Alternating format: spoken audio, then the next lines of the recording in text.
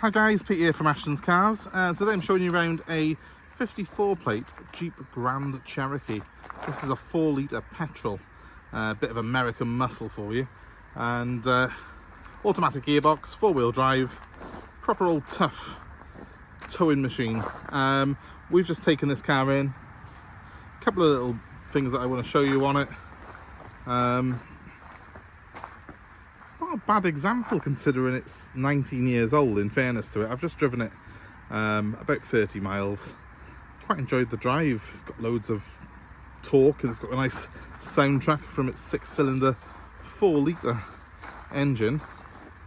Quite a entertaining car, and I think real value for money now, because these cars have come right down in price. They would have been a very expensive car when they were new.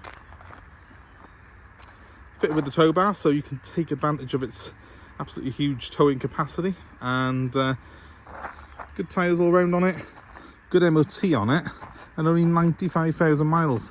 And the reason that I've bought this particular car is it does come with a massive folder stacked with service history and receipts, so it's obviously been well looked after by its previous owner. And I'm looking around it now, and I've just noticed someone's put Grand Cherokee Sport on the door. It's not a sport. There's nothing sporty about this car. What you have got though, instead of sportiness, is you've got muscle. It's a 4 litre engine. As I say, it's got loads of torque and a proper sort of beefy soundtrack to it, so you know that you're in something that's got a bit of grunt. But it's not sporty. It's obviously a very big old school 4-wheel drive, so it doesn't handle the twists and turns with the precision of a sports car. It's a bit more wallowy than that. If you are looking at buying one of these, you're probably looking for something that's got a bit of comfort to it, that's a little bit different, a bit left field compared to your average executive saloon. And well, let's face it, if you want to tow a caravan, this is the ideal car to do it with. So I'm sure that probably that's what it'll end up doing. A couple of other things to show you. Well, for a start, there's a little bit of paint that's come off there. We'll touch that in, but it's obviously not going to be factory finish. We're not going to go respraying a car of this age for something as minor as that.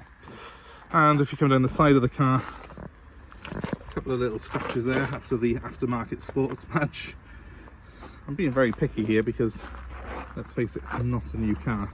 The wheels on these always tarnish, so although it's not really been curbed, it's actually got quite a lot of rash on it.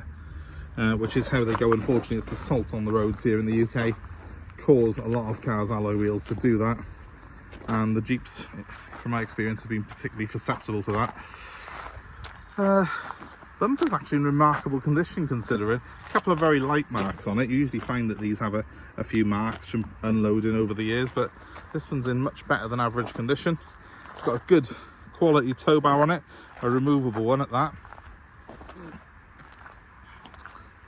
Got a good set of mud flaps on it as well. That's probably one of the reasons why the bodywork stayed so good, because that does protect them quite a lot from all the salt that damages these cars.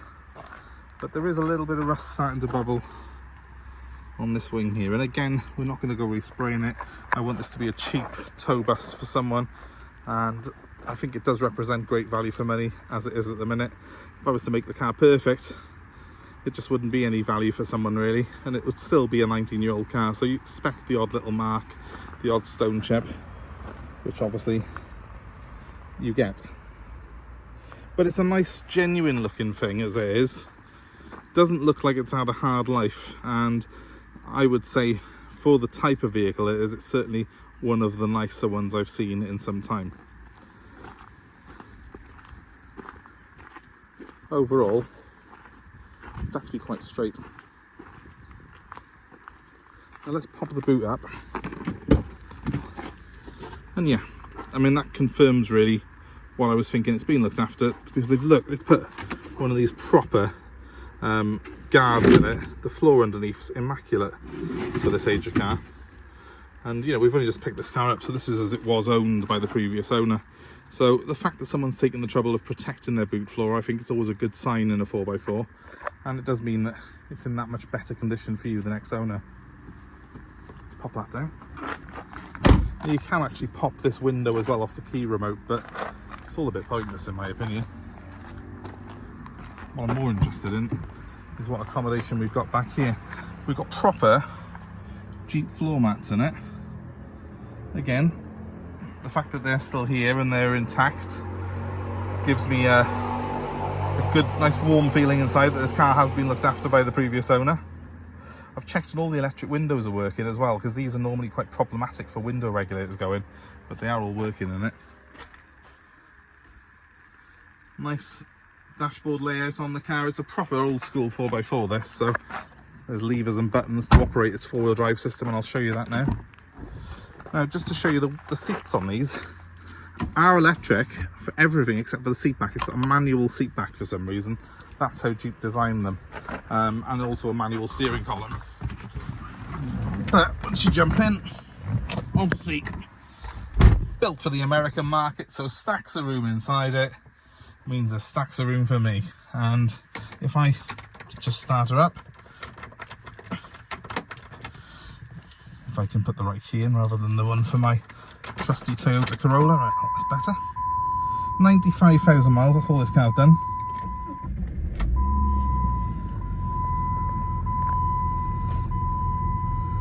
It's beeping because I haven't got my seatbelt on, but it'll stop in a second. Right, better. Let's just give it a quick rev.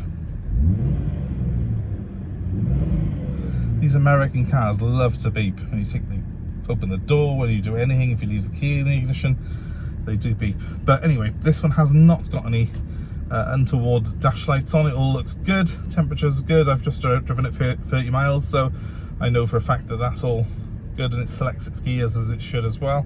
The overdrive's all working properly. It's what I'm looking for if I'm looking at buying one of these, really. It fits the bill. Now, I have got an automatic gearbox in this car, and it's a standard traditional 4-speed automatic gearbox. Bit old school, but it does the job quite nicely in one of these. I've also got full-time 4-wheel drive, but I've also got a low ratio as well.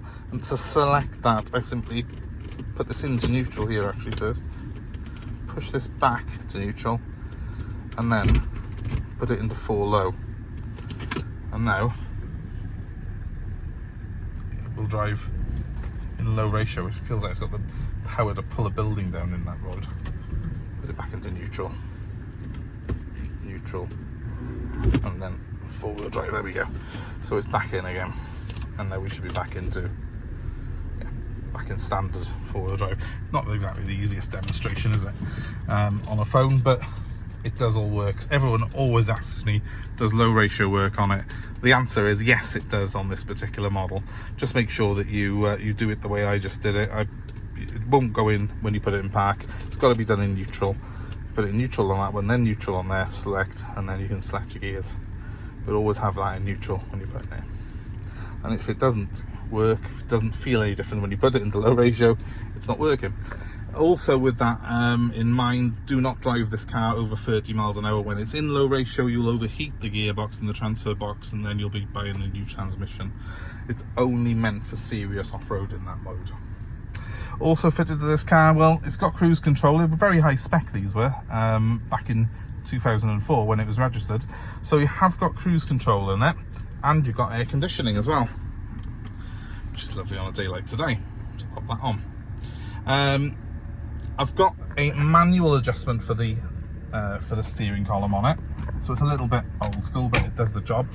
And plenty of cup holders, plenty of space. Main thing on it really is that it has got just bags and bags of room, and it's got that thumping 4-litre engine, which I love, and it sounds nice. It really has got a good sound to it. I mean, this is certainly an alternative to a Range Rover. It's a lot cheaper really to buy than the equivalent Range Rover. If you find one that's a Range Rover that's cheaper than this, there's probably something wrong with it. And it's a simpler machine. So at this sort of age car, it's probably an easier car to live with than a Range Rover. Range Rovers have got air suspension, this car's got coil springs. You know, Range Rovers are far, far more complicated in terms of the computers, and this is old school. It's American engineering, it's all built to be big and tough, but underneath it's actually quite a simple machine. So if you're a fan of old school 4-wheel drives, and if you need something to tow, this is definitely something I would consider. It's aged very well. I don't think this looks like a 19-year-old design. Well, it's even older than that design. This is a 19-year-old example. I think it's squared off and butch lines and big flared wheel arches. Still look the part, really. Still looks like you're in something a bit special. Chuck a private plate on it. Still quite an impressive looking car. It's quite an inoffensive colour, obviously silver. It does drive very well. Obviously you'll see high mileage ones of these everywhere, but this one's only done 95,000 miles, which is why this is the one I'd recommend if you're looking for something along these lines. So on that note, if you're looking for one, give me a call. My number's 07932 873 646. The car is available for nationwide delivery. We're also happy to take an old car in part exchange, so just let us know what you've got. We're happy to work a deal out for you. We're happy to take a new car in part exchange if you've got one, so just let us know. We can do a deal to suit you.